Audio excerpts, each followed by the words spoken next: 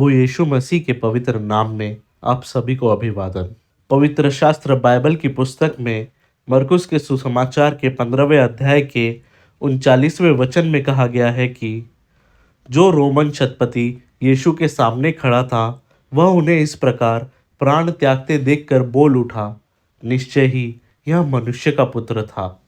जिस सैनिक अधिकारी पर प्रभु यीशु क्रिस्त को क्रूस पर चढ़ाने की जिम्मेदारी सौंपी गई थी और जिसने रोमी साम्राज्य के कानून के अनुसार क्रूरता की चरम सीमा पार करके वह सजा दी, उसने आखिर में ऐसा भाष्य या कथन क्यों दिया होगा? क्योंकि प्रभु यीशु क्रिस्त ने जब प्राण त्यागा तब उस अधिकारी ने प्रभु यीशु क्रिस्त को केवल एक सामान्य अपराधी ही समझा होगा। लेकिन प्रभु यीशु क्रिस्त ने अपने प्राण समर्पित करने के बाद हुए घटनाक्रम को देखकर उसने यह तय कर लिया कि वह सामान्य व्यक्ति नहीं था। उसने कई अपराधियों को सजा देते समय पहले भी उनकी मौत देखी होगी, लेकिन मसीह की मृत्यु इन सबसे अलग थी। दोपहर के 3 बजे अंधेरा छा गया। उस क्रूस पर चढ़ाए गए प्रभु यीशु क्रिस्त किसी को भी अपमानास्पद भाषा में कुछ नहीं बोल रहे थे, बल्कि उन्हें पीड़ा देने वालों के लिए प्रार्थना कर रहे थे। वे पिता से कह रहे थे, हे पिता, उन्हें माफ कर दे, क्योंकि वे नहीं जानते हैं कि वे क्या कर रहे हैं।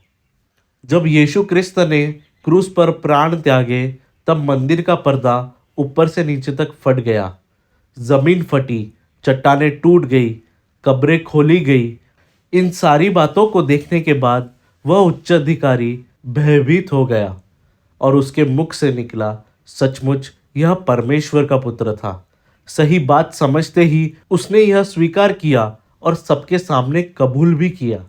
अचरज की बात है कि मसीह के बारे में भविष्यवाणियों को जानने वाले सभी लोग, वहां उपस्थित याजक, शास्त्री पुरुष, पुजारी और यहूदी लोग, इन सभी अद्भुत घटनाओं को देखकर भी उन्होंने प्रभु यीशु क्रिस्त को परमेश्वर का पुत्र या मसीहा के रूप में स्वीकार नहीं किया। उनके हृदय की कठोरता उन्हें उस सत्य को स्वीकार करने की अनुमति नहीं दे रही थी। सच के सामने होते हुए भी उसे न मानना एक गलती और अपराध है। वह रोमी अधिकारी यह कबूली देकर प्रभु की दया का भागीदार बन गया। वह हम विदेशियों को प्रभु यीशु क्रिस्त द्वारा प्राप्त हुई आशा की गवाही देता है।